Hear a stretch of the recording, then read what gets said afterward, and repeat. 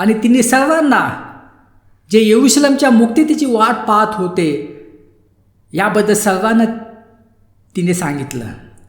तर प्रियानो, इथं बायबलमध्ये शिमोन आणि हॅनाचा उल्लेख झालेला आहे. आता हे दोघं जण नीतिमान आणि भक्तिमय जीवन जगत होते. त्यांचं जीवन देवावर अवलंबून होतं.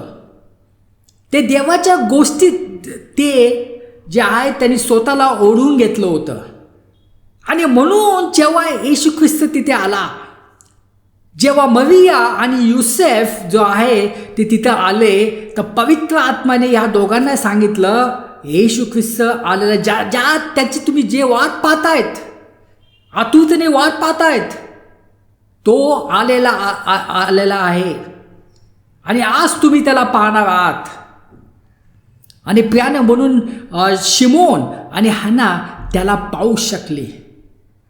प्रियानं तिथं पुष्कळ जण होते, पुष्कळ यहुदी लोक होते, तिथं परुषी लोक पण असतील, तिथे नियमशास्त्र शिकवणारे पण असतील, पुष्कळ जण होते. पण जेव्हा येशू ख्रिस्त तिथं आला, फक्त या दोघांनाच समजलं की ज्या मसीहाची भविष्यवाणी पूर्ण झालेली आहे, की ज्या मसीहाची भविष्यवाणी केली गेली होती, तो मसीहा